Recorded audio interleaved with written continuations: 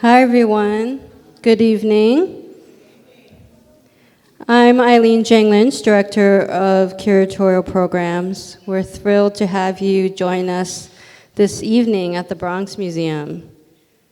And so the Bronx Museum, over the last 5 decades, has been at the forefront of cultural diversity and accessibility, and that's reflected throughout all of our programming, all our exhibitions, our public programs, our education programs, and our permanent collection. And we're always free for everyone, and so again, we thank you so much for joining us. And we're thrilled tonight to have this discussion with FUTURA, Crash and DAZE, moderated by Mare, on the occasion of FUTURA's retrospective that's downstairs in the gallery. The exhibition showcases also 5 decades worth of work, collaborations, and products showing his career path, his trajectory from early graffiti styles to contemporary abstraction, and also bridging the various disciplines of street art, fine art, which I'll dive into a little bit, more in a little bit, music, and fashion. And so for tonight's discussion, Crash, DAZE, FUTURA, and Mare have known each other for a very long time, over 40 years. And so they will discuss and unpack this history, but also the categorization of the terms that I mentioned earlier, so street art, high art, fine art, which is a really important conversation to have and very timely. And I also want to thank, for tonight's program, all of my colleagues here at the museum, our public program consultants, Diversity in Action, who is a sponsor of tonight's event, really appreciate it, and Company Agenda, and of course, Iconoclast, and all of our esteemed panelists tonight. And so I want to turn it over to Mare, artist, educator, scholar, technologist, who just debuted a project at Wynwood Walls. Also, DAZE just had a project there in Miami as well, and FUTURA has a large-scale mural also in Miami at Wynwood. So thank you all again, and Mare, I'll let you take it away. Thank you.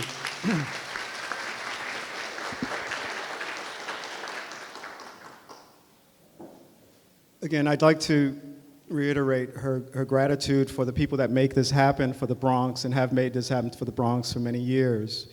It's important to start acknowledging the culture and the talent that is in this borough and to give it a dignified home.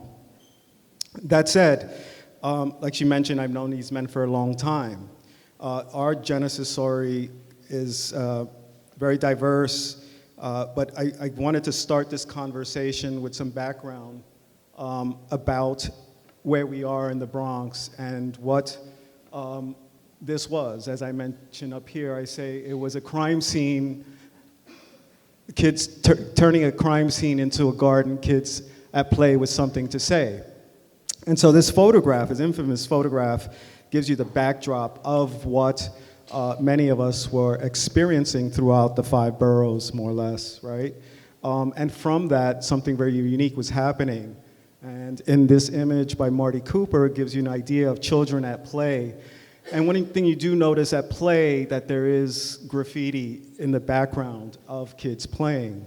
And of course, there was this other movement that was happening on the trains, which was the early graffiti movement. And we all start somewhere for a reason. And so I want to ask you guys about the genesis of this play for you, right? And finding a name and identity. Lenny, you're FUTURA, right? That's such a compelling name. You've chosen a name that aimed towards the future. So as a kid, what were you aiming towards? Why that name? Thank you. Thank you, everyone, for being here. Yeah, that's a great question, obviously, but it makes me think of, ad agencies and advertising and identity and what is identity and how do you come up with it.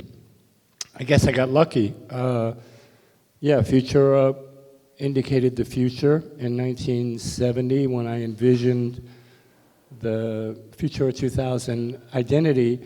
There was a typeface, there was a car, there was a blender, there was a sewing machine. There were Futuras out there, but there was certainly not a FUTURA graffiti writer in the New York City subway story or graffiti archive. So I think I got lucky, but I was a only child, kind of dreamer. I had an imagination, and you know, it's remarkable where that actually took me, but back then I was simply, like I think we all were, once we get involved in this story, creating an identity for ourselves, a tag, a name, that we write, you know, develop at some point from a simple tag to an incredible, you know, wild-style burner masterpiece. Right, so this is important too because the signature was everything, was stylized. And up here we see early Tacky 183, how simple that is. Below, Stay High, and of course Faze, who's a master stylist. And so were you having aspirations for being better at designing your name? I mean, I'm fortunate to arrive in that kind of first 1.0 generation of writers. So I saw, I mean, I was very much inspired by Stay High's tag, Phase 2 style. We could say, not to disrespect anyone, you know, a lot of writers didn't really have style. They had identity.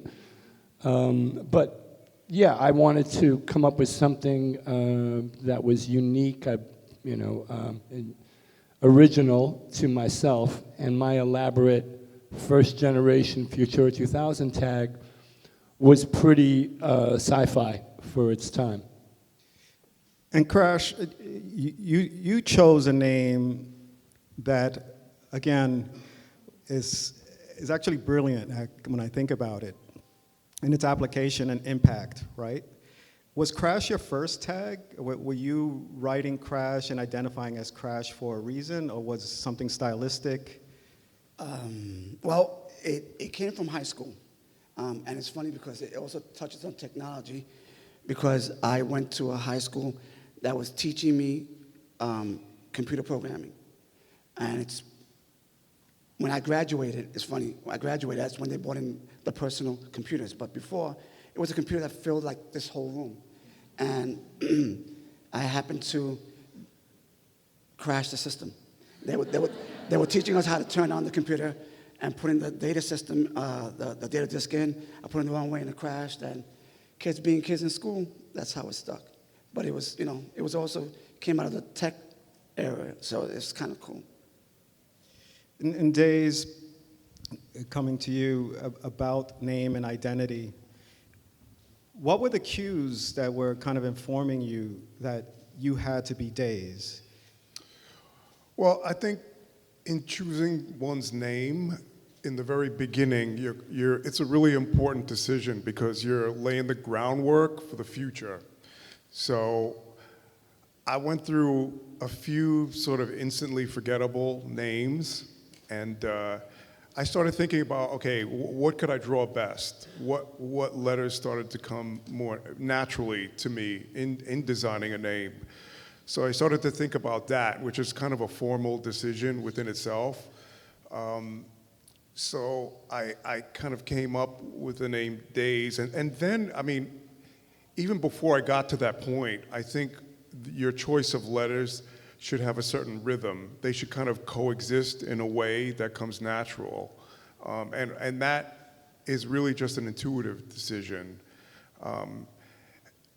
And you know, you're, again, which has already been touched upon, you're establishing your identity. So you want to choose something that isn't already in circulation and being used, and that name wasn't taken. You bring up a good point, because as we look at the Futura tag, the very early Futura tags and the more modern Futura tag, what a leap, right? What an evolution in his signature. And here with Crash, and again, we're going to touch on style writing really quick, right? Because the name becomes something abstract, right? Something more sophisticated. And John, you were very, very good as a style writer. You doing these beautiful masterpieces, and some of these you've painted with my brother Kel. What was it about going beyond the signature into this form of style writing that people should know? Well, when it comes to style, you know, that individualistic, whatever you want to call it, the letter, Ram touched on that, you know, the way you took the letter and you made it your own. It's an extension of your signature. And the cooler the signature, obviously, the cooler you are. So the pieces had to reflect that. And, you know, we just went back and forth with this. It was a challenge because everyone tries to outdo each other style-wise. And, you know, this was just an outcome of that. That's what it was. And so here we have a DAZE wild style piece. And what's interesting about this, there are two things that stand out to me. Of course, the graffiti letters, but that the graffiti letters are kind of trying to push off the train, right, to come at people, right? There's a certain illusion of depth, which was really, really interesting about style writing. But also, I think where we see you and your interest in illustration and character development. Can you tell us a little bit about that? Yeah, so I was I went to the High School of Art and Design, as you did as well, and my first artistic aspirations were actually to become a comic book artist. So, you know, even though I went to an art high school, really my art education came from comic books. And I learned how to kind of develop my own characters, and, you know, I learned a lot about perspective and anatomy and, you know, composition, all that from. Who were some of your influences? Some of my influences in comics were Jack Kirby, Neil Adams, Bernie Wrightson. Those are kind of more mainstream names, but also a lot of underground comics, and Mad Magazine was a big influence on me. So I looked at a lot of those things and learned a lot, and whenever I did a car, I tried to incorporate my own characters rather than to use already recognizable characters that were in circulation. That kind of meant a lot to me, and it was usually a kind of spontaneous decision. The piece that's on view now was something I didn't have an outline for. I didn't have an outline for the style or the character. And actually, it harkens back to something Phase 2 told me. We were really good friends, and, you know, he'd look at a lot of my stuff, and we got into this conversation about bringing outlines, you know, on these various missions, and he told me, you know, if you can make it up on paper, you know, you can make it up on the train. Why not? You know, you can just be spontaneous like that. You know, just use that vehicle as an element of spontaneity. So that's what I did. So on the trains, right? So now you're seeing a formula, a blueprint of lettering and painting with a very limited paint palette, let's just say. And that's important to remember in this conversation, limitations, but exceeding limitations, and that's what all these guys have managed to do. But there was a real paradigm shift with you, Lenny, and it was the brake hoe car. You can't ignore the impact and the ripple effect to this day of the brake hoe car. No letters, no style, just painting, just pure painting. Let's talk about it. Yeah, wow.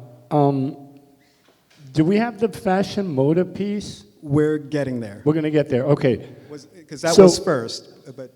Yeah, so the remarkable thing, guys, and once again, you know, it's awesome you guys brought your umbrellas. It's not an amazing evening, but you're out here for us. We appreciate it. Myself and Crash and Daze and even Mare, we all met 44 years ago in the summer of 1980. And at that moment when we met, everyone was out writing graffiti, illegally, if you will. And we were a part of this group that was kind of organizing and making works on canvas. And that's when I got to meet everyone, actually, and that was a wonderful summer. Subsequent to that event, Crash was having an idea about organizing a graffiti show called GAS. Graffiti, I mean, everything is an acronym, right? So Graffiti Art Success, which actually in 1980 for a gallery in the Bronx, it was called Fashion Moda on 3rd Avenue, was kind of aspirational, right? I mean, yeah. So prior to the break train, guys, I had never even really made a painting yet, if you will, on any medium. And this, I would say, I was thinking about it, Chris. This is like one of my, I did a painting in Estes. It was wax, so I don't really include that. But this one is not bad. And this is one of my first abstract creations. Yeah, so this was for that show in 1980, which was in October. A month later, I go and paint the break train. So this predates break. But after I did this, I said to myself, if I can paint a 4x8 piece of wood in about half an hour, I could probably paint a train in about 3 or 4 hours. I actually worked up the scale and the math, and I was like, yeah, I could do that. And the break train only took me, if it took 5 hours, I think I'm lying.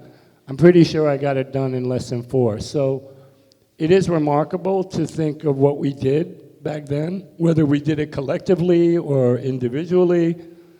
We were breaking the law, but with stolen paint. But just to say, it's kind of remarkable. And I tried to pay the MTA to wrap a train, and they wanted $50K. So, no. But you know what? Now that you mention this is what I find really quite amazing, right? If I'm looking at the break train and I'm looking at the painting, what a leap of faith and style from this, like totally, No, like sure, out but the block. It's how did that happen?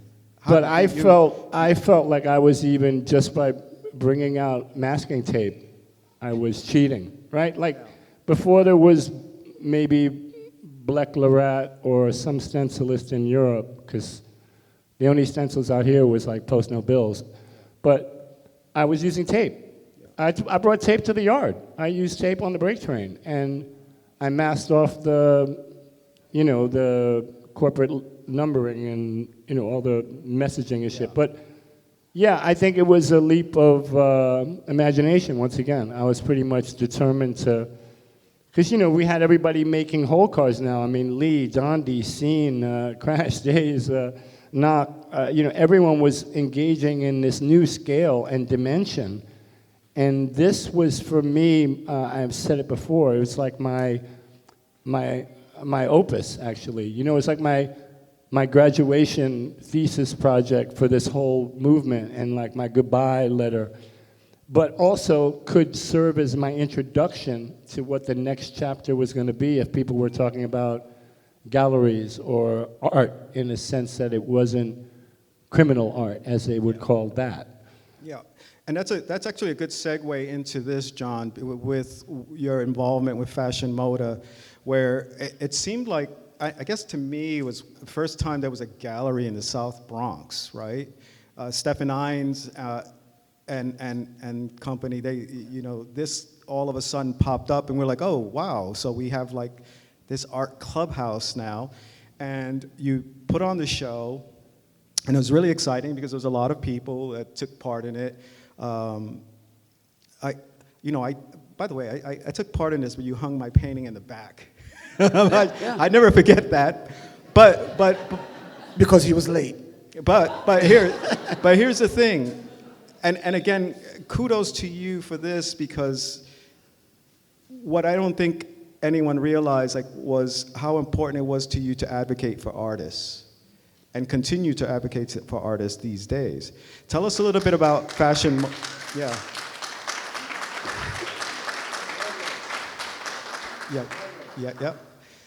Tell us a bit about Fashion Moda and how did you connect with Stefan and say this was the right move?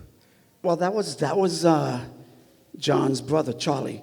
He was writing a script for a movie called Wild Style. I met up with him, and we met a couple of times, and started writing the story, sort of about my life. So he wanted me to meet him in front of Fashion Moda, and I'm like, "What's that?" He goes, "Well, it's a space that they opened up, and it's on 3rd Avenue." So the only reason why I knew the area was because there was a great sneaker shop right next door. So I knew where the shop was, so I went over to meet with him, and we went driving around with Fat Five Freddy. That's when I met him for the first time. And we were looking at areas to film the movie. So that's how I came to know about Fashion Moda. But then I became involved with them because Charlie's wife, Jane Dixon, built a maze, a human maze. I have images of that. But you know what?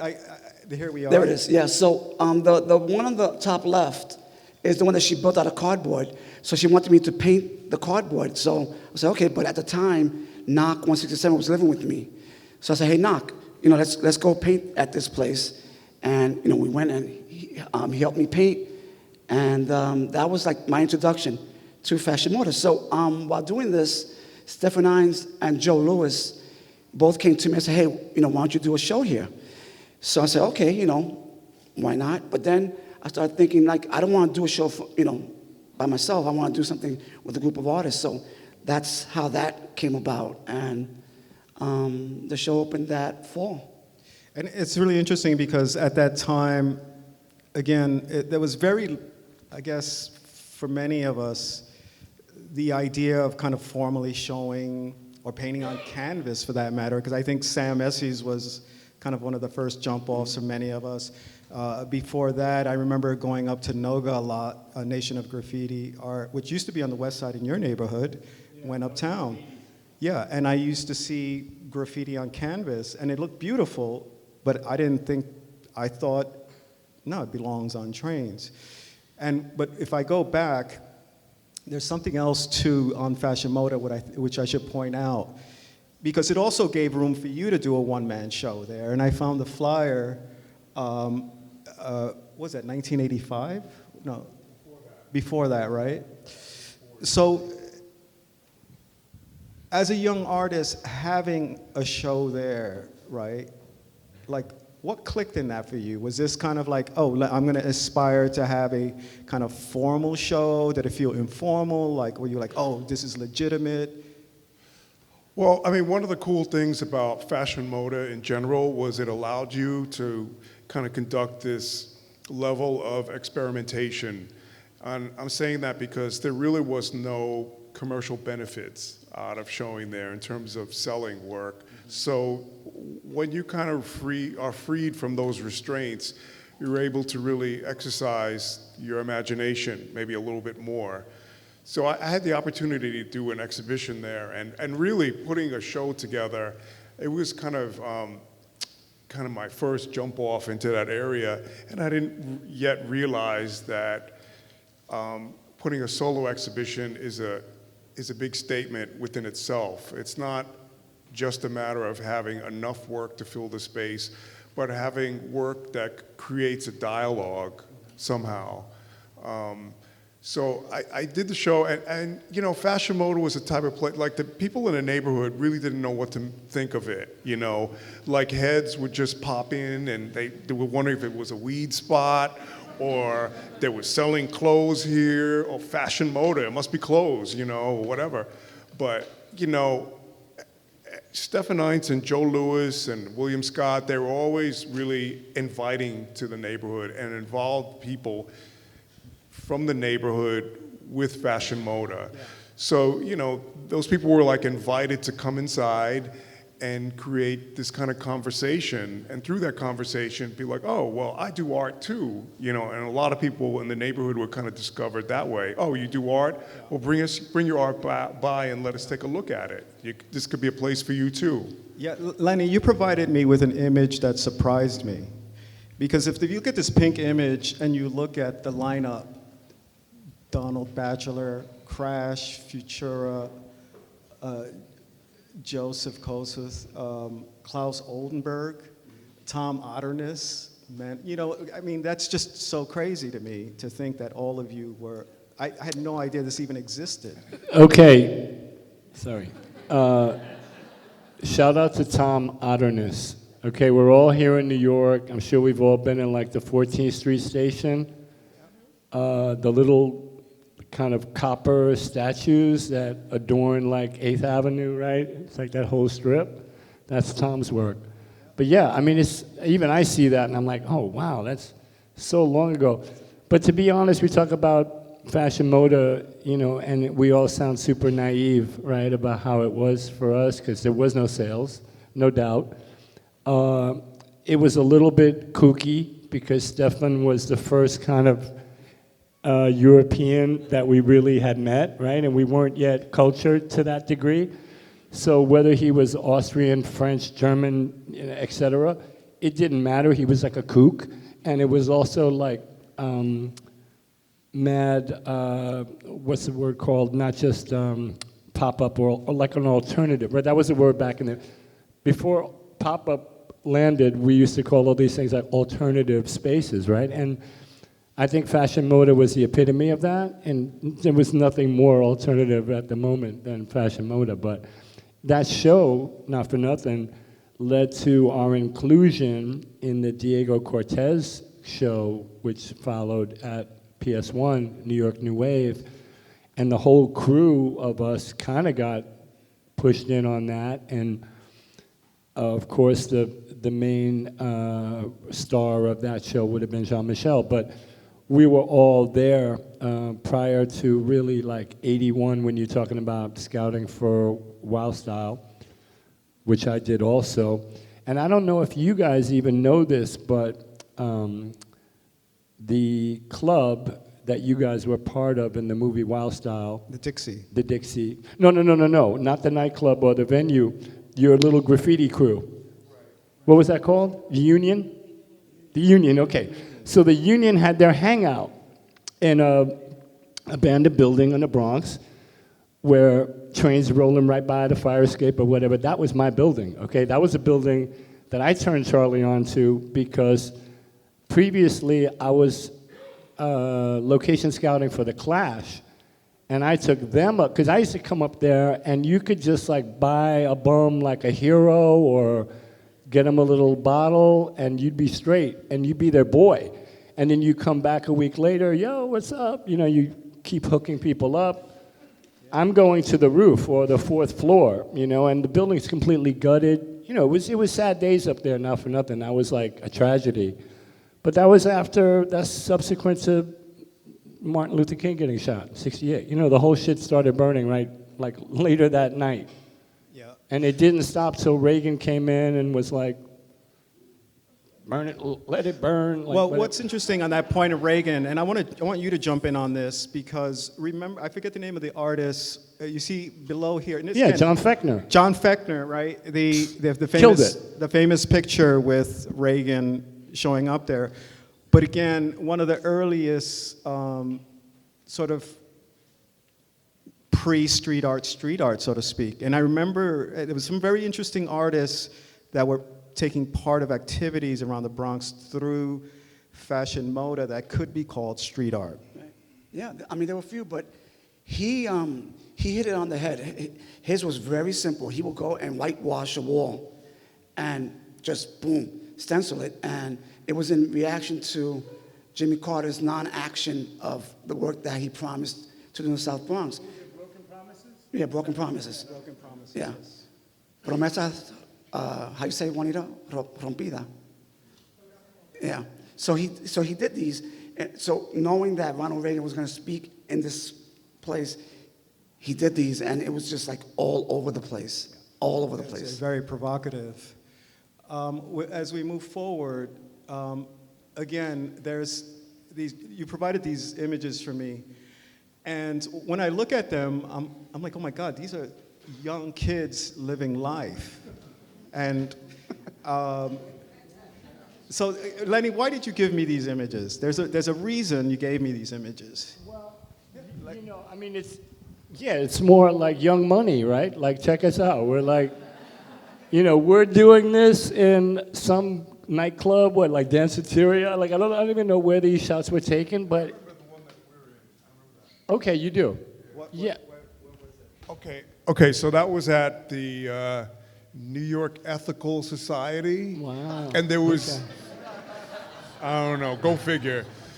But there was this kind of panel that different people were on. I think we were on it for a minute, but there was a huge collaborative paint canvas that was happening. Oh, yeah. And people, Keith Haring was, you know, doing figures, and Kenny Scharf did one of his characters. We probably tagged on it as well. It was, you know, kind of caught up in the hysteria of the moment. And that's when that photo, Tom Warren kind of took that photo. You're talking about the black and white, you, Yes. me, and pink. Yeah. Yeah, okay. I mean, I couldn't call it, but I mean, being that we were going to be together, Mayor, right? You know, it's like DAZE is invited to this, Johnny's going to be with us, so just sharing photos of myself with these guys. But yeah, I mean, that was a moment also when I could say this is after Wild Style now, or maybe even after, I don't know if Subway Art's been published yet, but you know, like, this is young 80s, us finally having our moment. Yeah, you guys were becoming a sensation, and there was a select few of you that were really pushing everything forward for us. Well, it's also, you know, individuals like, and I think we would all agree, like Yaki Kornbleet, you know, individuals from Europe who came to our aid. And, you know, a lot of people don't even understand that, you know, there was we had a falling off moment because I would say by the mid-'80s, whatever success any of us up here were having, and yeah, Mare was in that graffiti art success show, but Mare was also like, Carlos, were you like 14, 15? Yes. Okay, yes. So you're already like breaking real ground. Just my voice still cracked. So was Pink. I mean, Pink needed a chaperone. She was underage, but just to say that was an incredible moment for us, and it was just about to blow up. Thanks to the European, I made a statement the other day about how we got thrown a lifeline, you know, and maybe in the same way I would associate it with black musicians of our century, or the previous one, who kind of had to go through some hoops and, you know, jump through some various obstacles in order to finally come back around into some recognition, at least back home. What was that recognition you were getting, though? Was it kind of the novelty of being a street kid painter? Were people saying to you that you were legitimate artists? Were you guys getting legitimacy from abroad more so than you were here? I mean, I would feel, right? I mean, they actually called us artists. They referred to us as creative individuals. You know, we weren't like fashion kids, knuckleheads, you know, whatever the case may be. They actually showed us respect for the first time. Yeah, I think that a lot of what he's saying is really like jazz musicians and kind of goes back to what they were experiencing. You know, I think that the European perspective of artists was different because they were kind of, the average person is, whether they're from Italy or France or whatever, they're growing up with art. They're growing up with this kind of culture. So they look at artists as somebody that's contributing to society. Rather than in America, art is usually used to sell something or somehow. Oh, okay, you're an artist. Like, it's like a commercial application. So it's different. I mean, when, you know, it's like, you know, their understanding of us was really different, and you know, in the mid to late '80s, I felt really lucky to have some kind of support from Europe. Yeah, the Europe thing was phenomenal because from day one, it was never about these kids from the streets. Give us an idea what day one was. What year? Oh, what's this? 83? Yaki Complete, 82, 83? Yeah. Right around there. So we're talking about right from the jump.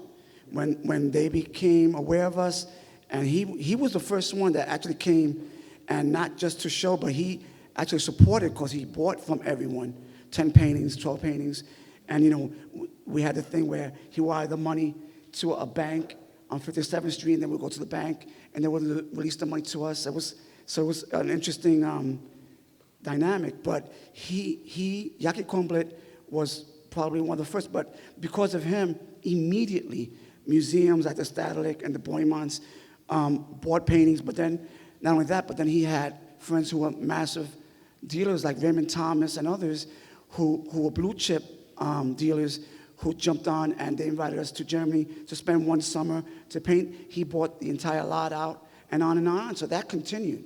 And then 88 came, 1988, 89, and it just like stopped. Right, but also just there's some important things to point out while Yaki, and perhaps you can give me dates on this, you guys,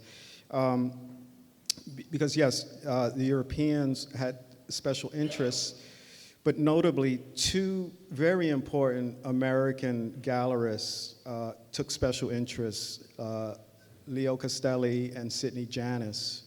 And when you did the show with Sidney Janis on 57th Street, maybe you can tell us a little bit about that. Well, that came about through... Was that after Yaki? Or? About the same time, because it was 83. Dolores Newman, who was married to Hubert Newman, whose family had a massive art collection, she immediately embraced us. And she would show our paintings to different people. So like the Rubels became collectors of our work. So many people, but then she was friendly with Carol Janis, who was the son of Sidney Janis, and that conversation happened, and they decided to do a show in the winter of '83, and it was ourselves, John Michel, Keith, Kenny, Ram. So Toxic, Knox. We were all involved in this exhibition, and that sort of like was the icebreaker here. Can you give us an example of what artists he was showing at that time? In '83, Tom Wesselman, oh my goodness. George Siegel. George Siegel, but he was also known for the modernists. Giacometti. Yeah, so the modernist was his big thing. So like the Italian futurists, this is what he was representing. But he was also a catalyst for new things that were very abrupt, that was in your face. That was Sidney. So that was his thing. And there was, abstract expressionism was the best, where example of that. And he represented them. He was their dealer for a long time. Then pop art came along, and he, so that was Sidney. So we came along, and it was in the same playing field that he liked to play in. So it's interesting that they would find themselves in this arena, right, where painting, the tradition of painting, seemed, well, reserved for a few, and in both in practice and education, actually. And it's interesting because some of the names you've mentioned, these are really highly well-known painters and stuff like that, right? And so here comes some kids with spray paint and attitude, and which leads me into the next part of this conversation, right? Which is the spray can as the new brush, right? And I'm going to show some examples of and talk about this as you guys, as painters, right? Very quickly, just one thing. Spray paint never touched the canvas. No. But except until Futura started doing it. Yeah. He's the one that actually broke that window for a lot of people. When we were doing it, it was just straight up. He actually initiated that. And because of that, someone like A1 exploded. Because he lived on that. He lived on painting on the floor, so. So when I look at and think about painting, right, and this is, Lenny, I sing your praises about this and how you stand singular in many ways in the act of painting, the way you paint and apply paint, and and again, if you carefully look at the show, it's painting that's both, aerosol and paintbrush and marker, right? It's all of that. But there is something so distinct in the action of painting and the immediacy of your painting and the iconography of your painting that I always felt stood singular in the canon of painting of our time. And so what we see here is, I love this picture because it just shows you're jumping from one side of the painting to the other, or something or the other. I want to know if you could share with us your connection to the can, the spray can, as the tool, the medium, the extension, so to speak. It is an extension, basically, right? And it's all muscle memory for all of us, how we paint, I guess. We have a process, you have a kind of a background, an outline, a sketch, something to kind of go over and modify and finalize. But for me also, it's just very spontaneous, as I am with most things. I just like to kind of go at it, and spray painting is very free in that way, and my technique is quite atmospheric and all that. I just picked up over years of working with the can, but I really get busy when I invert the can, and I'm able to control it in the fashion in which I do. But initially, I think I was out on an island, really by myself, and, people, as much as we talk about break today, I think even in break's moment, not Dondi or Zephyr, who were with me that night, but people were like, yo, what is that? That's not, the initial reaction even to my own work from the group was, yo, that's whack. Like, what, they didn't even get it. But like I said, I was already checking out I'm like getting out of school anyway, guys, so I don't really care, about your critique here. But once again, it was just me wanting to make a paint. Everyone was trying to do pieces and whole cars and masterpieces. I just wanted to make a painting on a subway car. And so today, as you paint, we were just saying that you actually touch the surface of the painting, of the canvas. Yeah, I know. I love what John's saying, and maybe you didn't even realize that. But what he's mentioning is, like, if you're just traditionally spray painting a wall, a mural, a train, whatever, you're actually never engaging with that wall, and there's like a weird dynamic happening between us, like all of 1 inch to whatever amount of difference. Because you don't touch it. It's all an aerosol propellant hitting the wall and affecting what you're trying to accomplish. But yeah, at the moment when we started, it all starts with like blowing a drip. Remember how we used to blow drips? It's like you try to do something and the shit starts dripping. We're all over there like, so, and then at some point, someone realizes like, nah, fuck it, I like drips. Like, and then it's just, so it all evolves, right? But yeah. You could see something happening in your painting. What's the title of this painting? The Good, the Bad, and the Ugly. I really tried to get this for the show. It's not in the show, the original painting. The triptych skateboard decks that I did are here. But yeah, this is all aerosol. I mean, there's some acrylic bits perhaps. But this is mostly done with aerosol. Yeah, one of the things you brought up that I thought was really great in describing the work is atmospheric. And I've been looking at his work for many years, but something hit me last time when I was looking at the work about the relationship between space, conscious space, subconscious space, but also in how you're using spray paint in a way that creates these very electric and just very controlled but very just electric moments in space, but also that there's something quite holographic about it, like there's the dimensionality of painting that I didn't see before, because now, simply because you were now applying actual brush paint on top of spray paint. Sure, right? Sure. And actually, as an older painting that we were looking at, right, and saying, wait a minute, this is not a new thing. This is something he's already been exploring.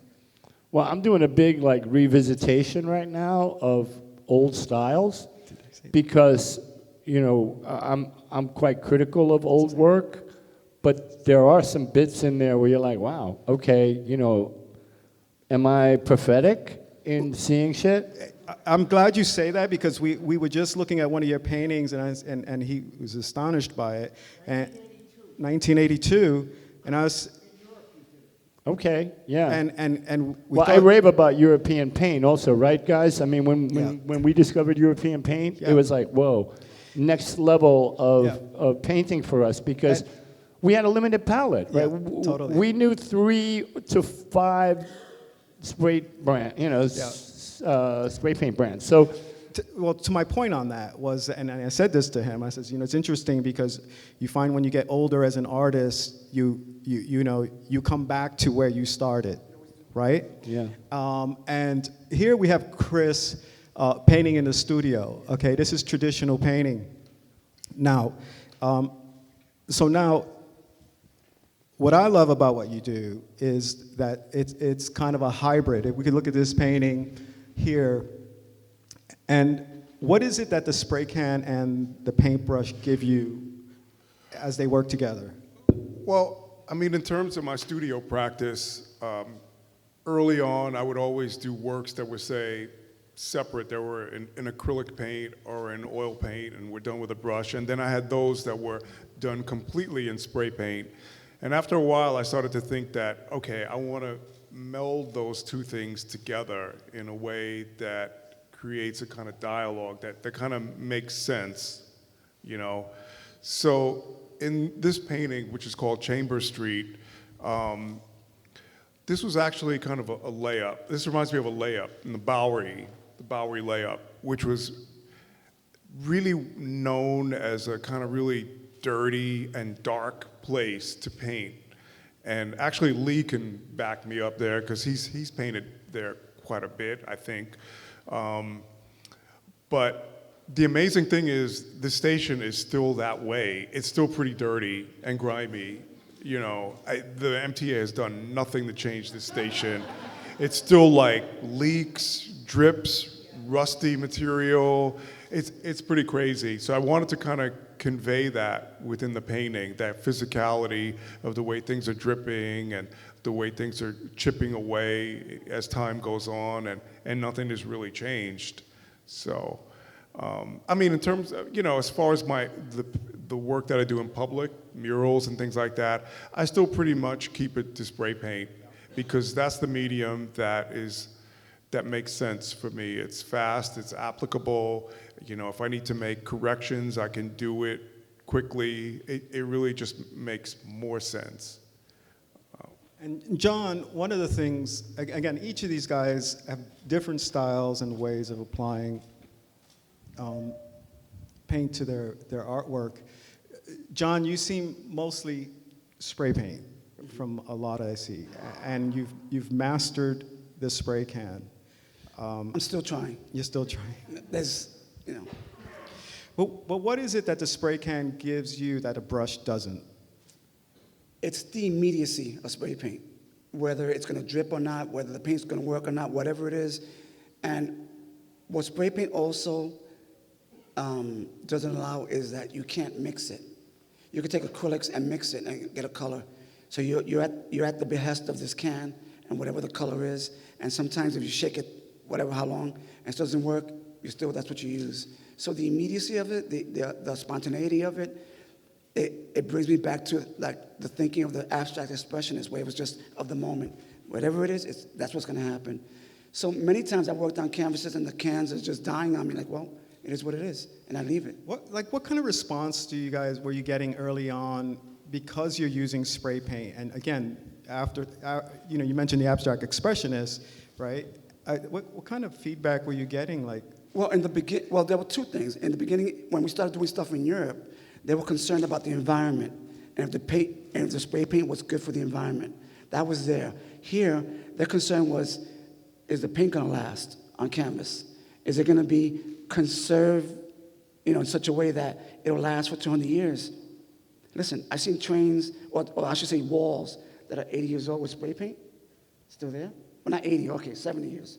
But The tag's still there. What, were they taking you less serious because you were spray painting? Well, it wasn't serious. It was more like, well, we'll see. You know, so, I mean, at a certain point, they accepted what we were doing, but they wanted to see, well, how long is this going to, you know? Yeah, I felt that the spray can kind of evoked for some people this sense of immaturity and lawlessness and maybe perhaps a lack of talent to use a brush early on. We proved them wrong, didn't we? Breaking out and breaking the rules, how graffiti has influenced galleries and museums to redefine their rules, right? Because I think, for the most part, our generation and artists were not so much concerned with the rules about making work or showing it. It's a matter of who was going to give us the space, and it was very limited space for a very long time. And more importantly, there wasn't enough dialogue between artists and the perhaps people who thought critically of painting and art, enough to make those spaces for those conversations like we're having now in Italy with the Italian Futurist show, right? So now here we are in these precious spaces, and as this one is, and here we have the exhibition, a shot of the exhibition. Lenny, your thought on, again, having a survey in the institution, and this institution spaces are not new to you, so to speak, but in considering how you engage with an institution, what do you feel they get right and they get wrong? You know, it's all getting, you know, it's all participating and hoping for your moment, you know, and I feel like finally, and I'm very grateful, obviously, to the institution for having my show at this moment, but, you know, I think I'm only here because, once again, prior to the pandemic, we had Jose Parla here, we had Henry Chalfant here, right? Gordon Mata Clark had his Gordon collection, Mata. which is wonderful. And, you know, yeah, I could just go on and ramble about Gordon, how happy I am for all of this documentation to finally be unearthed and revealed.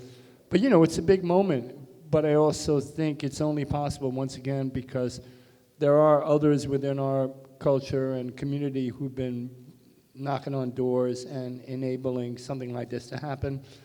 I mean, even this moment that I feel we're all part of, guys, back talking about Wild Style and mentioning Henry and Martha, who shot the Break Train.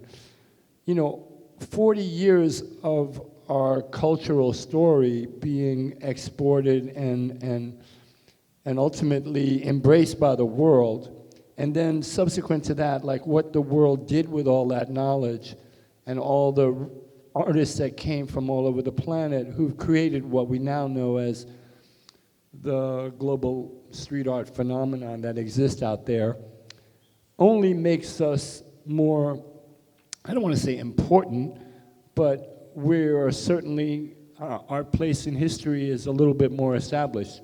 None of us imagined this. I could imagine, you know, I didn't think, you know, when John was talking about like the end of the 80s, which we all felt that was a bit of a depression, when, you know, Jean was about to go, Keith was going to be, people were gone, and then in the 90s we were all kind of left with this vacuum. And, you know, we all went in our own directions, we all kept being creative. I embraced digital and got into making t-shirts, and, you know, that's 1990. And I was like kind of done with the art world, actually, figuring, you know, you guys chewed me up and you spit me out. And we talk about all that investment of the 80s, from the Janices and the Shafrazis. I didn't name anyone in particular. And just to say how they got us for so cheap. And they treated us kind of badly, actually.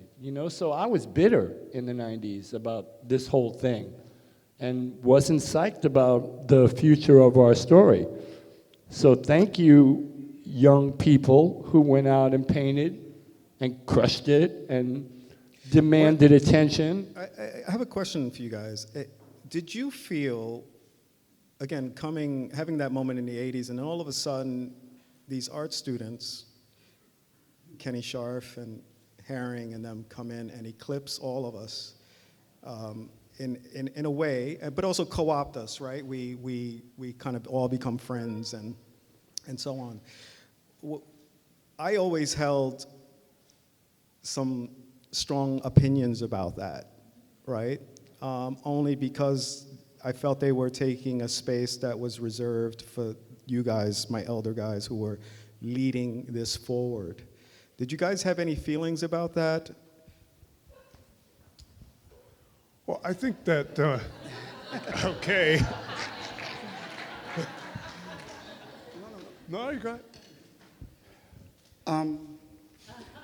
Okay, yeah, honest. Keith kicked a lot of doors down for us. That's my opinion. Wherever he went, and if we were in the vicinity, he would include us. Perfect example, I was selected as one of the 5 artists to represent America when it was 5 artists and 5 French artists. I arrived to Paris, never been there before. I was painting with him in the museum. And the only reason I was able to paint with him was because he put the spot there, right next to him. Otherwise, I could have painted like in the back of the gallery. But he said, no, you got to paint here, and we paint together. So he was very open. I mean, he would invite us to his studio. How many times? We'll go and hang out. If he's doing a club, if he's having a party, we will all get invites to it. Same thing with John Michel. John Michel did the same thing. So that was no, I don't think they took my space. It was theirs. My space is now. Theirs was then. I'm good to go. Yeah. I also think that Keith, Kenny, Jean-Michel, they were all really supportive of what we did. When their star was rising, they collected our works. They included us in the conversation. If there's a bad guy, I would think it's more the art intelligentsia of that period, because their work was a lot easier to explain in an art historical context, and because of the influences, and our work was like a language that they couldn't speak. So it was easy for them to kind of write us off. 1 week we're on the guest list, the next week we're not on the guest list. And in that respect, I'm really glad that we had some sort of European support to fall back on. I would agree. It's interesting because when I started making the graffiti sculptures, Keith was the first one to buy one. He came to Henry's studio. We were all at Negril. He's like, "What are you up to?" And I was like, "Yo, I'm making sculptures." And Henry, and he came over. He says, "I want to buy that." So he was also very supportive. But I also think part of it was, and he knew this. We would talk about this, how he was kind of pulled into the whole canon of graffiti, so to speak. And I think that's I felt territorial about that. But again, as we move into the gallery world, right, and this is important, I think, as some insight from them about the business of art, right?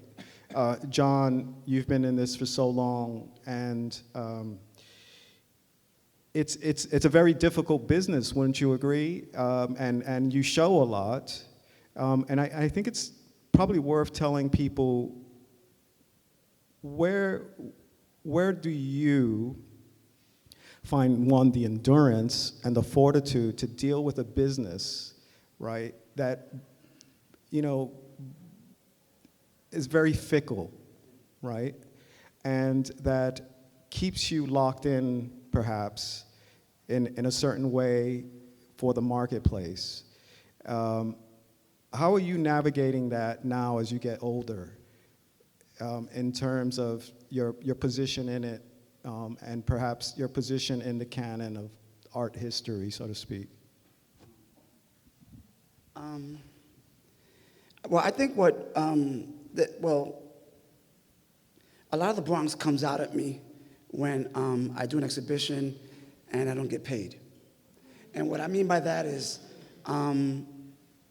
that lack of respect goes for anyone. You know, it's not just us, it's just some galleries just work that way, and I don't have the patience, and I go after them. Perfect example, I did a show at a gallery in Soho,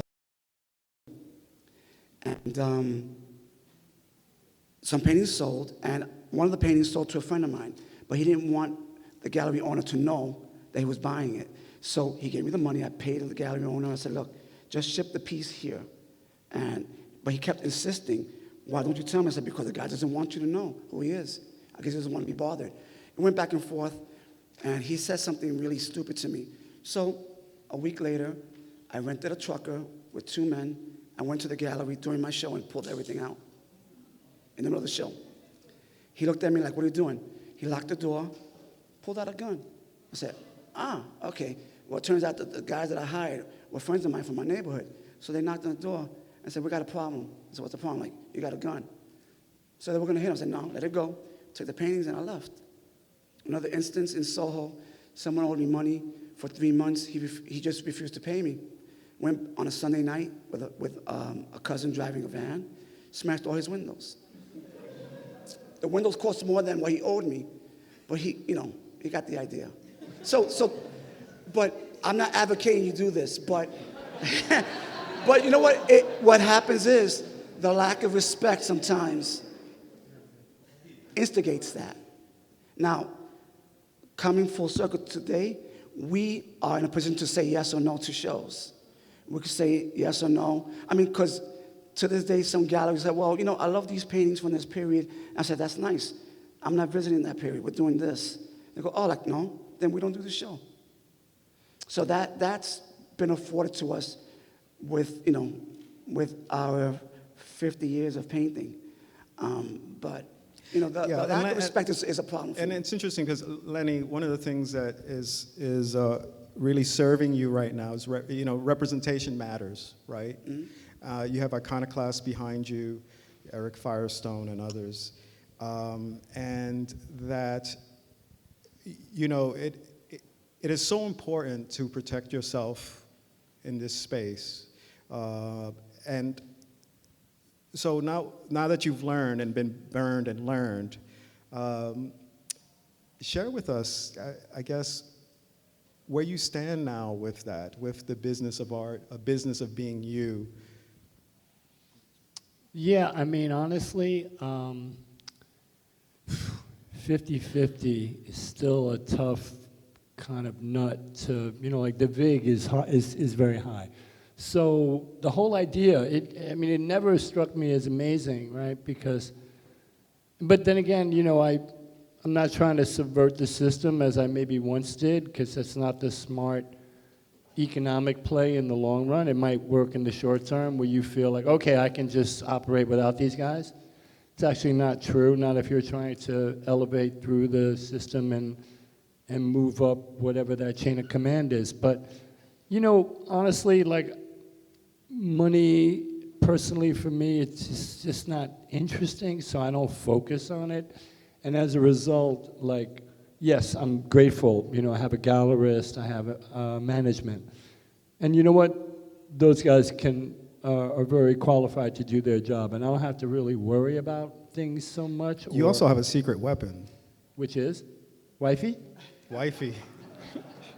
Yeah, no, I mean, well, she's my collaborator also. It's like beyond love and, like, hey, I want to hug you and, cute shit. But it's like just more or less like a friend that can help me realize, something that maybe that, I wasn't really thinking about. Because I have, it sounds crazy, trust me, this is remarkable because here we are. It's like kind of my thingy. I got my boys here. We're all here. Never good when I was a kid at public speaking, but just to say that we're all here and it's super amazing, but I couldn't even explain, guys, like how it all really happened. It's a mystery to me as well. like how this whole thing came to be, what moves I made that enabled this, that, and the other thing to occur. It's just been really a lot of good fortune, and I'm not super religious, so I don't want to like thank a God-like figure, but I'm very grateful to my dead family of 40, 50 years ago, and I'm just thankful. You know, they raised me right. Yes, they did. Amen to that. So the next slide says, the world of art and the art market are not one and the same. How the community of graffiti and street art advocate and activate independently and collaboratively. And put that there because that's really important, right? I've always felt the world of artists is exclusive to the world of artists. And they have generalized this art world thing as, you know, that the market is that much closer to who our practice and the world that we exist in. They're a marketplace. But also, we exist in a community space, right? And John, this really focuses on you. Because one of the things that's really interesting about the world that we grew up in was advocating and tutoring and mentoring and collaborating, creating opportunities for one another. And again, I reference Fashion Moda from the jump because that's really important, where John, you start to see where he develops as an artist, but also as a curator and an advocate for artists. And come around, he's still in the South Bronx, and you open up Wallworks. And this was a very, 10 years now? 10 years. 10 years now. Yeah. And so, at the service of the community and artists, as you could see here. And please, big him up for that. Thank you.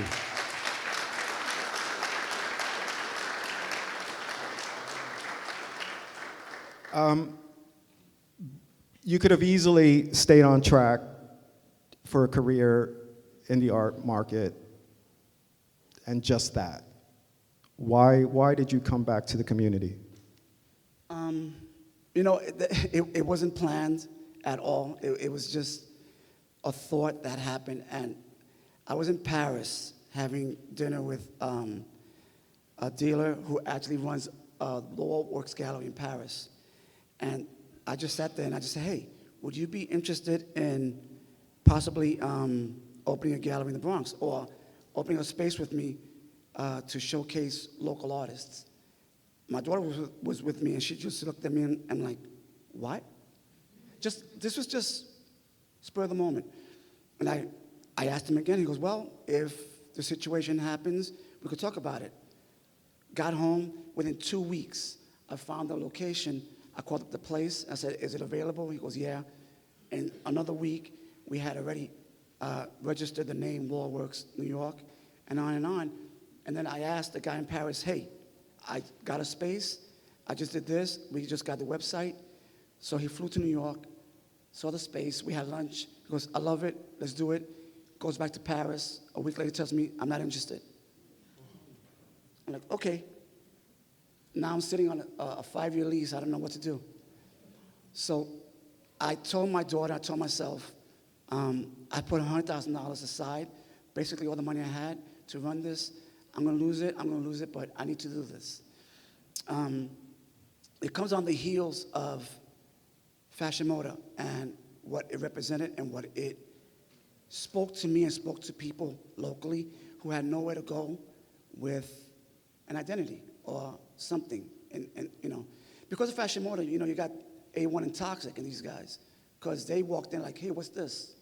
So Fashion Moda has huge tentacles, you know, and a lot of people that are here have been affected by Fashion Moda, not knowing it, because of what it did in the Bronx. Anyway, so we opened up the space. I called a friend of mine who had just retired from the fashion industry. I said, listen, I got a problem. I told him what it was. He literally ran to the bank and wired me $20,000 to cover the rent for the year. And we went from there. Tell us what's happening now. Well, we're celebrating 10 years in January, and we're actually moving our space from Canal Place to the Hunts Point area. Lots of reasons, but I never want to be an island. Futura said that before. You never want to be an island. We never want to be by ourselves. So where we are, Bronx Art Space and Casita Maria are there, and it's all walking distance. The point's there. So it's finally a thing where it's not only running a gallery, but we're going to be running 2 spaces and the theater. So we can have actually live music or plays. So if someone has an idea for a play, you approach us. So let's talk about it. The space is also all nonprofit. So everything now can go through proper channels. It's a dream.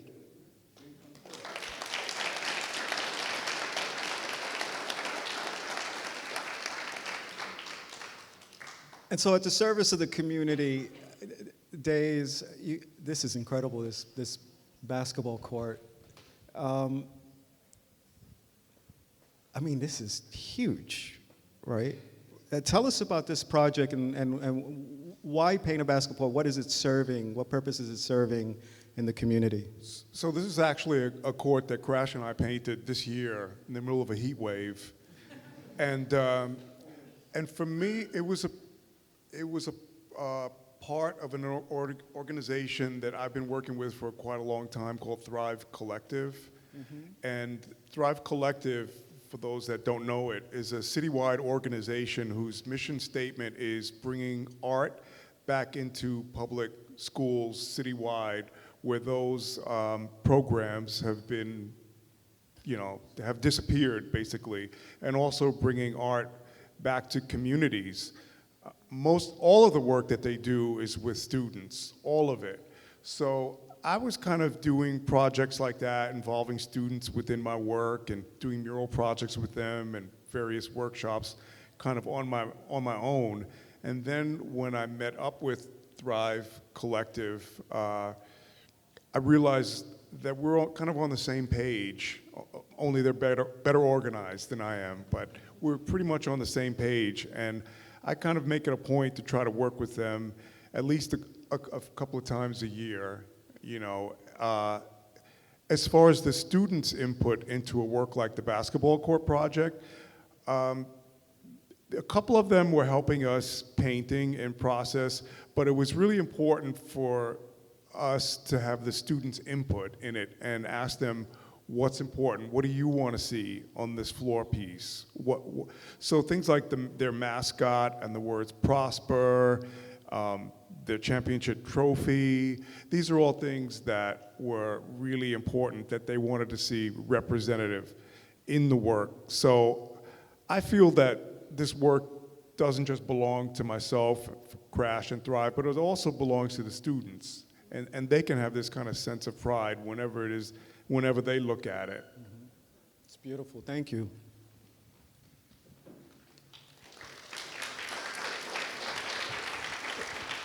The next slide, aesthetically pleasing graffiti style as a brand. John, again, you, no, this is wonderful because I remember when I first saw this, I was passing through the airport and I said, yeah, this is amazing. I don't think they know what they have. And of course, apparently it's sold out. Yeah. But tell us a little bit about the project, but also of the opportunity to apply your work off the canvas and onto product, right? And does that lose anything? Does an edge of your work, or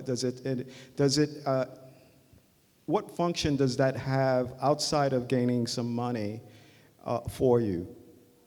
Okay, well, that's a lot of things in that question. Toomey approached me about doing this in the middle of us moving our studio. So I had nowhere to paint to do this. So literally, we moved in and I was painting this. Their idea was to do a set of luggage based on a painting. I said, okay. They said, you can only use 8 colors. Okay, wait.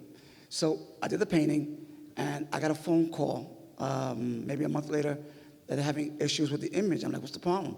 Because there's over, I think they said 300 colors here. Like, what do you mean? When you use spray paint, it gradates.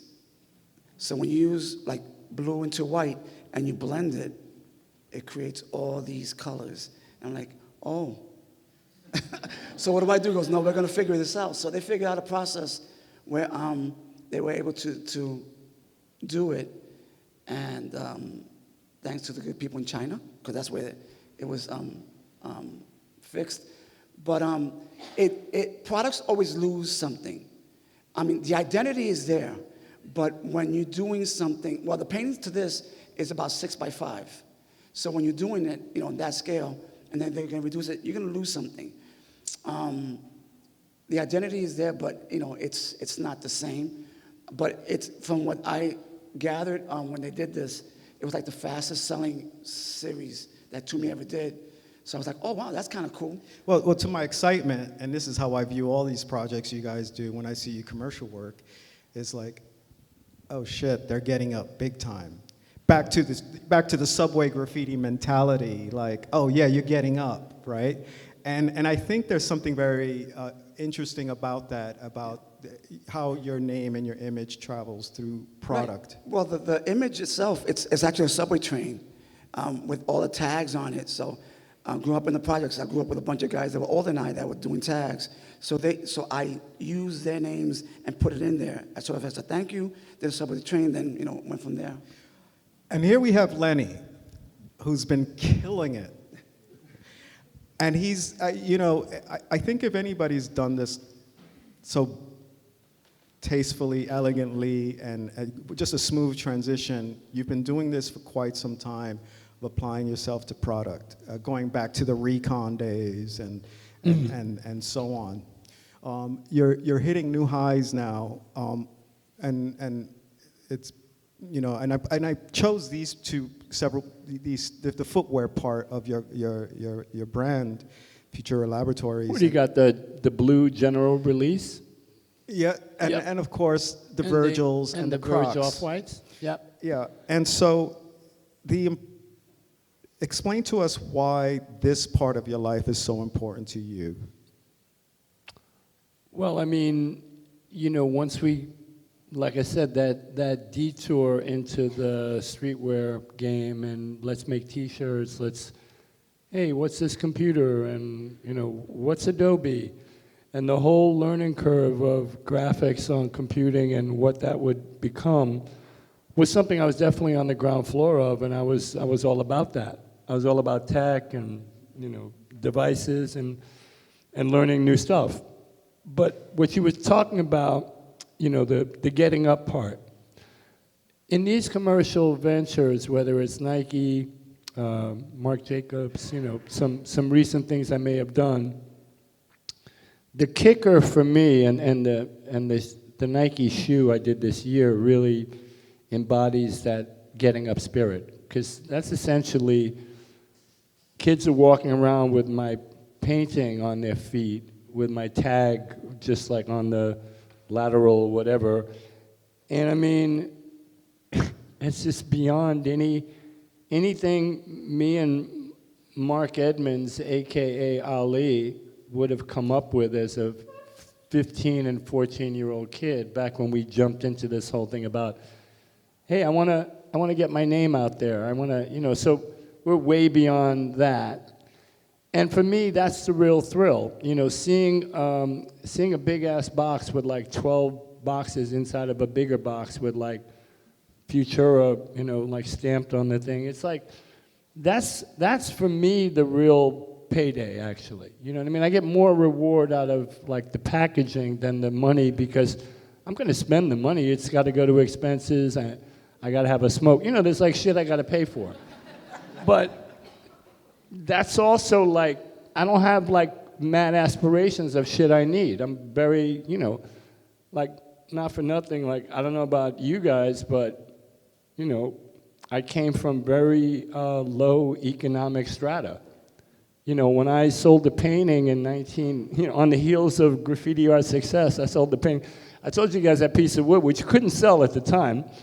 It took me less than an hour, no doubt, to paint that, but I did a painting after that in a half an hour that I sold for $250, and I was like, wow, this is really making money, right? And like, I just couldn't understand my dad, it would have taken my dad like come on, everything was in comparison to how my father struggled, which is why, I simply can't complain about how things have turned out. But yeah, I do get a rush out of seeing the tag still running on stuff. That's like what it's all about, really. What's interesting, I had a wonderful moment earlier in the gallery. The gentleman bought one of your point men. He was so proud and happy that he was able to have it. And he had to pull it out and show it to me, and I was really excited. Yeah, and again, there's an accessibility, right? I think part of what we recognize is that we are still attached to a community that we cultivate, keep cultivating. And it's very interesting about this community because it's now and forever. And younger people will continually support and engage and participate. But they're looking at you guys, the elder statesmen, how do I get a piece of this? How can I get a signature? Will you sign my book still, right? And so collaborating with brands is, both high and low are ways to do that. And DAZE, I don't have a picture, but we talked about this going into high fashion with Enrico Cavalli. And again, from the streets to the runways of Milan. I'm sorry we don't have an image of the collection that I designed, a spring-summer collection in 2019 for Enrico Cavalli. But that collaboration came about in a really organic way. Enrico Cavalli has a huge, very beautiful exhibition space in Florence where I was doing this exhibition and kind of putting it all together. And they looked at the show. They didn't really look at it, oh, well, this is a solo show. They kept referring to it as, this is your collection of works. So I started to think, okay, well, you guys have this house. I would love to put together a collection for you. And the exhibition was happening in the beginning of June, and there's an important, there's like the Italian version of, say, Fashion Week in Paris. In Italy, it's called the Pitti Uomo. And my exhibition was happening there. So they decided to sort of create this collection around some of the works that I had done. And the collection included, most of it was women's wear, some of it was menswear too, but it included maybe 4 or 5 dresses, 3 bathing suits, shoes, men's suits, men's shirts. Yeah, it was really great to kind of see my designs on a runway for a change instead of a layup. So keeping it real, my friends, graffiti writing is from the streets, but it's street art, right? This has been the most contentious conversation that happens in our space, and again with the public, right? And we have your gated painting here, which is on the street, just So now, is that if I were to call you a street artist, are you comfortable with that? No, not really. I'm more like an artist from the underground that came above ground a long time ago. I'm not really a street artist. This particular piece was interesting because this goes back to fashion Moda once again, and Crash, myself, and Freedom kind of took it upon ourselves to do these store gates on properties that weren't being used. They were kind of abandoned. And at that time, they were having the South Bronx Art Show, and instead of having paintings in the gallery setting, we had like a map that pinpointed these gates that we had painted on going up Brook Avenue. And the community loved it. They really loved it. It was an uncommissioned work. I think we did like 4 or 5 gates going up Brook Avenue. 6. And the community really loved it. It was amazing. And just using this abandoned facade of a business to kind of, make the community a little bit better visually, So this is interesting for me because when folks talk to me about street art and they're pointing out these murals, I quickly correct them and say, no, this isn't the tradition of muralists. That goes way back.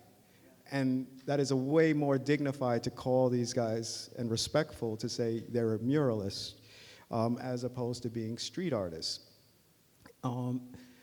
That said, John, you did the Bowery Wall, which is fantastic. It's a fantastic venue for any artist, actually. It's such a high-profile wall.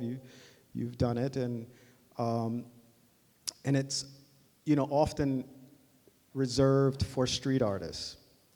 Now, if you could, I guess, express to us where this falls into, right? In between your studio practice and public art, graffiti art. Is this street art? It's a painting. Fair enough. It's a mural. Fair enough. I sort of shrug off titles because it doesn't make sense. You put a title on something that you don't understand. Yeah. Basically, so. But this is a mural. I mean, the story behind this was I had 2 weeks. We had done a mural to celebrate Martha Cooper's birthday prior to this. So that Monday, after we did the mural, that Monday I got a phone call. Do you want to do the mural, the wall? I said, sure. When? They go, 2 weeks. I'm like, 2 weeks. So I had to come up with an idea to do this. I'm like, okay, I don't know. So then I wanted to do Crazy Cat and Ignat. So the mouse is on one side, throwing a brick, hitting the cat on the other side. But then I realized someone's going to say that it's a violent, idea. A mouse hitting a cat or whatever the connotation is. And I don't know. So then I realized, how about Popeye? Because everybody knows who Popeye is. You ask someone's grandmother, or I know a little kid, everyone knows. So I figured, all right, I'll do that. And 3 days later, it was up. So the organizers or the developers who run this wall, the Goldman Global Arts Company out of Wynwood Walls, they hold and reserve this space and invite artists from all over the world to paint it. But also, well, let me just flash forward a little bit to Lenny's painting at Wynwood Walls. By the way, I'm sorry. By the way, the Popeye wall, I was the first New Yorker to paint it. Yeah. Isn't at the time, surprise. because everybody that was born in, they were not from New York to do it. So I didn't know that at the time. I'm like, really? Oh, okay. So here we are in Wynwood, kind of the mecca of street art and graffiti. This is where ideas clash, personalities clash, or blend, so to speak. Lenny, you painted this epic mural that still exists, and I'm happy to say, when I was there just a couple days ago, how many people, as soon as they walk in, they stand there to take a picture in front of your painting. Yeah, that's really wonderful. Yeah, it was very hot when I did that, but this is my second time painting at Wynwood. I was there a dozen years ago, I guess, when Tony was still with us, and Tony Goldman. But the first iteration was the kind of breaking the ice of that whole location, and I got to do a wall then. It ran for about 10 years, and they asked me, did I want to renovate the old wall or do something new? And I just said, let's do something new. And there's something wonderful about that also, because the buffing of the old wall was not like empowering, but a little bit empowering in the sense that, like, I don't really give it any value other than the fact that, it's sentimental at that point, but people were crushed at its being buffed. But just like this wall here in the museum, at some point my idea is like, months from now when the next show comes through, bust out the white paint and just crush it, because that's kind of the nature of work in a public space, if you will. This is a bit more controlled and organized, so it may not get buffed or even gone over, But that's one of the sad legacies of the wall on Houston Street, is that they do bring an artist to paint and have a 2-3 month run, and they bring artists in annually or over the annual. But inevitably, they're all destroyed within 48 hours by local people who disrespect this whole idea of bringing in an individual, a team, whoever, from wherever. And so it's a bit sad when an artist comes to work a week on a wall, you know, and as soon as they leave town, and, you know, I guess for the digital, longevity or whatever, you know, I mean, yeah, you got your image, you're good, but the wall has been destroyed, and people walking by the next week, and it just looks horrible. So I wish, you know, there could be some happy balance there, but I think I fully understand why they're going over it as well, so it's a bit of a paradox. Yeah, it is. And again, the lines blur sometimes because graffiti artists are very skilled painters and muralists, and sometimes they participate with large public murals, and like these guys do. And so, but in general, New York being New York,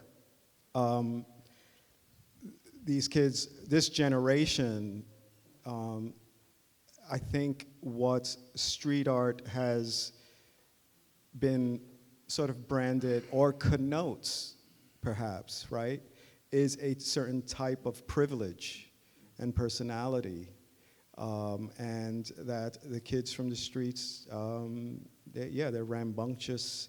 Again, not you know what? In some ways, not familiar to what happened on the subways to some degree. So, some final thoughts, folks.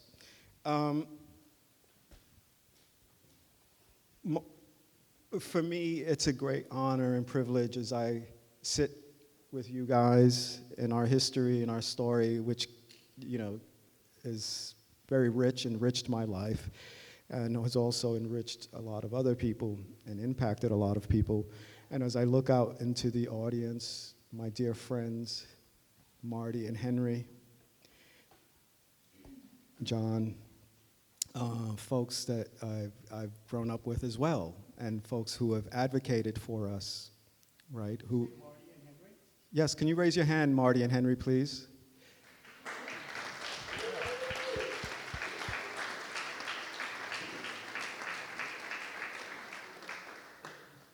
In that, the transformation we've had as young men and maturing artists, right? They sort of not just went to the train yards to paint with us, but they help educate us, and also take pictures to cement and to add testimonial to the magnificent work and the important work that is no longer available to us, right? And so, as we all travel the world and see the impact of this, right, and we could have never imagined it, and now we can imagine it, and now, in fact, we imagine even more. What is that more, right? What is it that you guys would love to see in the next phase of your development? You mean like what projects I would like to see realized, or? Both projects, even, you know, legacy. Well, I mean, in terms of project-based work, you know, I see myself getting more involved with sculpture because I like the idea that people could walk around a piece and not just see it sort of on a picture plane, but I think there's more engagement in being able to kind of walk around that. But, you know, just getting back for a second to the work that I do with students, you know, I think I'd also like to do even more of that, you know.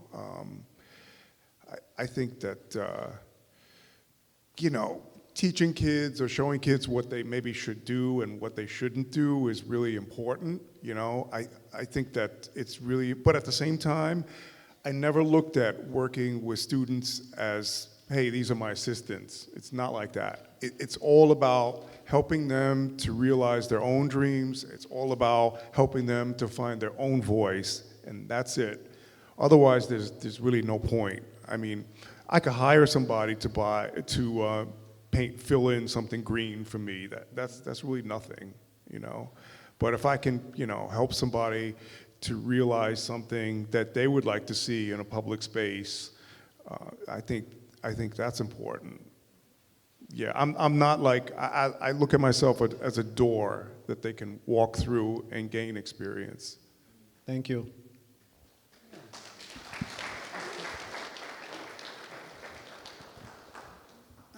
I don't know. I think what I would like to see, hopefully, is the ideals that Fashion Moda and Waltworks projects, which is anything is possible. You can't paint wrong. You can't write a wrong song. You know what I'm saying? It's what you express, and it's okay to fail. You know, we give you permission to fail with the gallery. It's okay, but it's a place. It's a haven for someone who has something to say, and you can say it. So I would like to see that expand. I don't know how, but hopefully this next move will open that door. We want to just continue, you know, to open up for anyone. Lenny?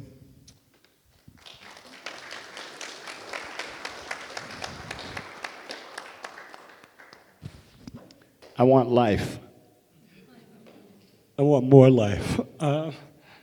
Yeah, that's my summation of everything. I want to live. I want to live to be as old as my good friends Henry and Martha, and just I want to be a 70-something-year-old. I want to be an 80-something-year-old and be as bright as those individuals. That's my inspiration right now. It's yeah. I mean, I'm moving on in numbers, but I feel like I'm going the wrong way in my head. And I'm only feeling more rejuvenated, obviously, by the moment in which I'm living and the energy in which I'm surrounded by. So, like I said, I'm not religious, so please pray for me that I will live to be 100. Thank you. Thank you so much. So at this point, I gather we'll take a quick Q&A. There is a microphone set up in the center aisle, or will be set up in the center aisle. So we'll take a couple questions. Oh, by the way, staff, forgive me if I did not pay attention to time. So if there are any questions, please feel free. Good evening, gentlemen. My name is Elijah. First, Crash, I did a mural at a school that I used to work at, and it's still there at PS34. Really awesome to watch you guys do that, and I appreciate that you allowed a lot of my kids to get involved. So, very grateful. I got a question for FUTURA. So, the name is obviously FUTURA. Like Mayor said, like it's all about the future and stuff. There's a lot of new things happening in graffiti with drones and with, you know, people putting cement on brick walls so that they look like they pop off the wall. Is there any, would you have any guess or like, where do you think graffiti is going to be with this advancement of technology? Or have you ever thought about like the future of graffiti now, right? Because you were ahead of your time then. What do you think is going to happen in 20 years from now? Yeah, God bless you. Yeah, just like you said, obviously drones are something I'm seeing. You know, a machine that can be programmed to paint, if you will. But as you're saying, I would think like lights, holograms. I mean, even if you imagine what we're seeing with hundreds or thousands of drones that are able to operate, not a drone that's like, painting a wall, but I think it's going to become more a visual experience, a little more flashy and less, some of the old kind of ways of just looking at something painted on a wall will have its day. I don't know where, but I see some tech taking over, probably. I mean, we've all seen now that this application of, I've seen it for a few years now, like you can kind of paint with light and, there's some projection thing going on where you're tagging up, but there's no spray paint, but it looks like you're painting. It's kind of corny, but it is, but they'll figure it out. But you also experiment with VR and 3D printing and things like that. Yeah, 3D printing is another, language kind of thingy, but as far as physical graffiti, I think it'll always remain very, graffiti in the future, if you will. Where's it headed? Well, it's in retrograde, because it's always going to be the kind of, scribble scrabble that is the genesis of all of it, right? It's always going to revert to that. Tags on top of one another, cross-outs. But tags will never disappear. People's desire to communicate their own identities or relate a political or some sort of controversial messaging, that's always going to happen. Thank you. Elijah, my guy, thank you. Good evening. I'm known. Most of you guys up there, and a lot of my elders in the audience.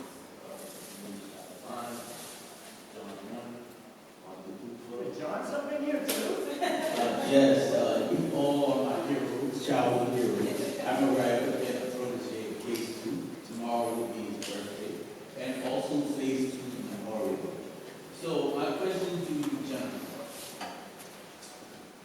From my heart, in the next 200-300 years, when the textbooks are written for the children, what would you like for the narrative to be in these textbooks? If you can kindly, from your heart and soul, express that to me and the audience, I'm greatly appreciative. God bless you. I love you all. So, I shouldn't be the only one answering this question, so I'm going to pass the mic, but I just want to say very quickly that yesterday I received a copy of Phase 2's book, Kill the G Word, about his years that were spent in Italy. And it's a very extensive novel very extensive textbook about all the work that he created during the time that he lived in Italy and how his influence was on countless people in Italy. It was amazing. And looking through that book, it really inspired me yet again. I was good friends with him. He inspired me years ago, but looking at this book and going through all the drawings that were reprinted in the book was just really an incredible experience. So, I would like to see more of that, where people are allowed to be inspired by his work and the work of others. Inspired from the grave, right? That's kind of deep as well. But what you speak of, his book will be there in 200 years. It might be like under glass and you got to handle it with gloves, but it'll be there. His first book, Theory of the Underground, starting Rowley from the Underground. All these publications, they'll be archived in history, right? And whether it's Faith of Graffiti, Subway Art, Spray Can, all of these publications. Ram just dropped a book, Lee dropped a book, Zeph dropped a book. A lot of people dropped books this year, not for nothing. So 2024 winds up being a very important year also. We have a lot of 50-year celebrations going on with whether it's hip-hop, someone's arrival, but Phase will never be forgotten, nor will Case 2, nor will Dondini, Stay High, Tracy. I mean, we could name all of our fallen angels, and they'll only probably be bigged up even more over such a timeline because we'll all, our descendants won't even be here, and you were saying like a couple hundred years. I'm a visionary, I can't see that far. But I do feel everything will be in a more clinical setting, a la THX 1138 or some kind of future dystopian thing. Everything will be white with like gloves and shit.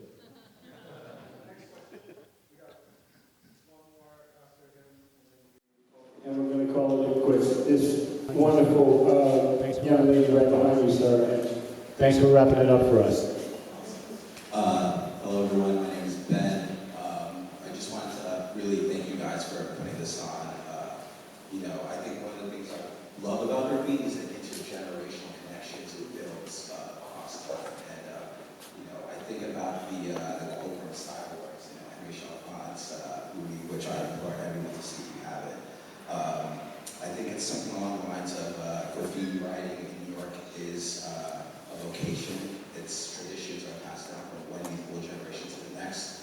And it really speaks to the importance of mentorship, in this craft. And one of my mentors told me about the importance that the subways had for this subculture. And one thing he said always stuck in my head, graffiti is meant to move, and without that movement, what is graffiti?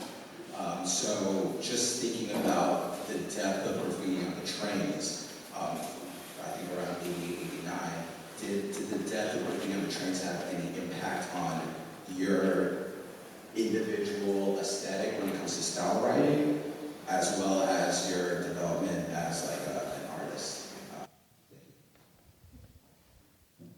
Loaded question. Well, most of us already had finished doing the subways, so I don't think it affected us style-wise. But what it did was it created a void for those that were young enough to see the stuff in the late 80s and wanted to participate in the 90s. But you know what? In saying that it's gone, it's also pushed it out to where you have all these massive murals now happening. And everything that is occurring is because the MTA did that. So, the rebound is, again, we're here, talking about it 50 years later. So I thank the MTA for that. But again, the sad part is the generations that missed out on it. I mean, there's a lot of young cats, who say, oh, I wish I was born at that period. So I get it. I'm one of them. Yeah. But, I've said it before, graph is about movement. It's the only thing that I know of that you can read as it ran. You can read the words. You can read the letters. You can see what was happening as it wrote. Nothing like that ever happened and will. Next question. My name is Giovanni. I'm an independent curator and artist. And when I think about graffiti and I think about public art, one of the most recent headlines was the 191st Street station and how that was covered over. And then ironically, how later on the Cultural Commission started commissioning local artists to apply for spaces so that they would be able to showcase their art. That makes me think about how artist autonomy is starting to be challenged. So as OGs and the originators of how street art and public art is shown and preserved, what advice would you give to the next generation on how they can retain their autonomy?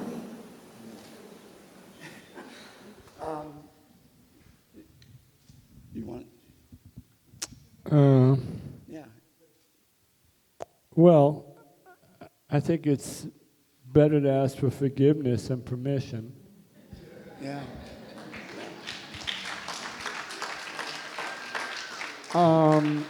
But at the same time, that was our era, right? And that doesn't maybe fly right now because the smart play might be young artists looking for public space to front their creativity in some fashion is look for allies within the structure of the community. You know, local politicians, people who are actually part of the, you know, the infrastructure hits and like what all is happening with development like that.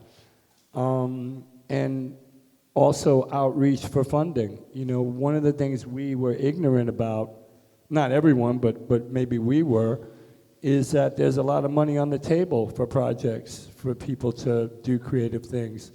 I know they're constantly trying to diminish that. You were talking about your group, right, with the schools and what's happening, but there's programs there. I mean, you know, if you watch any of those PBS shows, you see like crazy names at the end of those shows with all those, photo all those names, get those names, and like send letters to, you know what I mean? There's like a lot of ways to get loot. And if you're not just following what everyone else is doing, you know, like tagging people on IG or something really whack like that, send letters to folks and express yourself and go, you know, meet people. But I think there's a lot of opportunity right now for young people. Was that tunnel you're talking about? The one, yeah. that crazy ass one, right? Yep. We had tags running in there. 1981, 82. Yeah. Well, anyway, sorry. Malos? I think there's never been a more exciting time to be a young artist. And only because one of the things that has happened as a result of all this, that it democratized the art making in a radical way. But also that the culture itself is somewhat elusive, self-contained, but also has taken the cues to organize itself for itself, meaning creating gallery spaces, creating events around the world, even creating the tools that they need. And one of the things I often repeat as we think about the future, about art making in general, about making art with the tools of your time. And here we are at the precipice of one of the most incredible and confusing time about making art through AI. But also we're in this unusual, unique place where we're seeing spray painting drones, right? So technology will play a role in that, and it'll be subversive at times as well. Katsu is infamous for that. And so young people will, I think, always strive for autonomy, but they won't get it in the way we got it. It's impossible, right? Not impossible, but very difficult.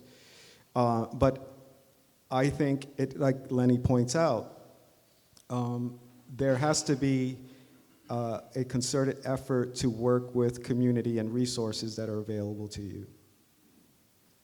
So with that, folks, we're going to wrap this up. I thank you all. Thank you, Crash. Thank you, Futura. Thank you, DAZE. Thank you, Bronx Museum. Thank you, Mayor, DAZE, Futura, and Crash for this engaging conversation, and thank you all for coming tonight.